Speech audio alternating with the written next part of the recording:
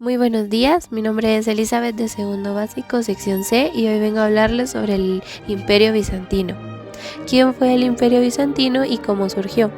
El Imperio Bizantino, también conocido como el Imperio Romano de Oriente, fue la continuación del Imperio Romano en su parte oriental después de su división en el año 695.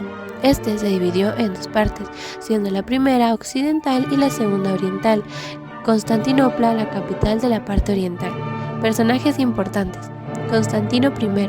Él surgió en el año 306 para el 337 y sentó las bases para el imperio cuando él no era estrictamente bizantino.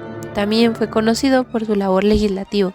Justiniano I surgió en el año 527 al 565 y fue un emperador clave para la reorganización administrativa, jurídica y religiosa del imperio, así como la expansión militar.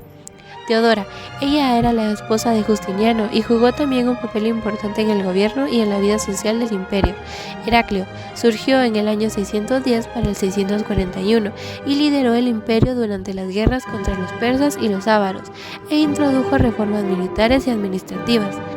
Basilio II surgió en el año 976 para el año 1025 y su reinado se caracterizó por la expansión territorial del imperio y especialmente a través de la conquista de Bulgaria. En el año 395 después de Cristo se dividió el Imperio Romano en el Imperio de Occidente, que este se destruyó poco después, y luego surgió el Oriente, que su capital es Constantinopla, la cual logró sobrevivir y ahora esta la conocemos como el Imperio Bizantino. Para Constantino primero decidió que la vieja Roma ya no era el mejor lugar para gobernar por la cantidad de habitantes que tenía, y por ello eligió la antigua ciudad de Bizantino, que era un lugar con una ubicación perfecta para comercios y defensa. Él la reconstruyó por completo y la llamó la Nueva Roma, aunque todos, la mayoría, la conocían por Constantinopla. Su organización política. En su política, el gobernador tenía un poder absoluto, incluso religioso, y era tratado como santo. Además, como monarca cristiano, era coronado por el patriarca de Constantinopla, que era la máxima autoridad religiosa de la Iglesia Ortodoxa de Oriente.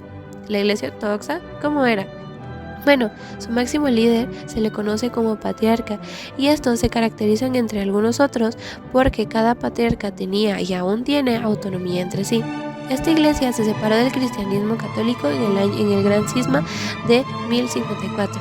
En esta iglesia los debates religiosos eran demasiado comunes. La cultura bizantina.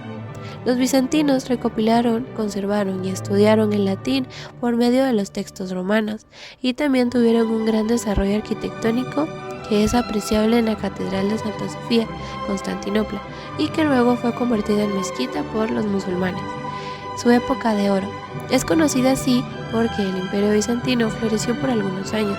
Luego de que el imperio se consolidara y alcanzara su máximo esplendor bajo el mando del emperador muy ambicioso, el cual fue Justiniano, envió a sus ejércitos a recuperar territorios perdidos en Occidente, como Italia y norte de África. Justiniano mandó a crear un nuevo sistema de leyes, ordenó que se creara el Corpus Iuris Civilis, que es la recopilación de todas las leyes romanas, y este libro es la base de muchos sistemas jurídicos en Europa aún.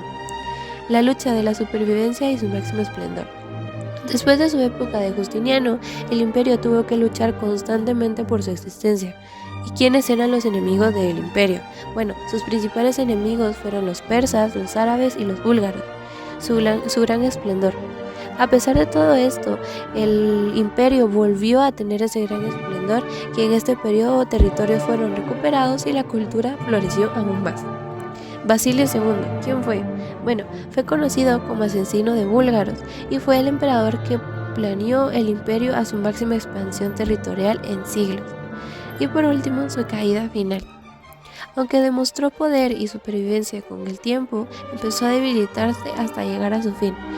El mayor enemigo del Imperio Bizantino fue el Imperio Otomano, un poderoso imperio turco que crecía rápidamente en el año 1453.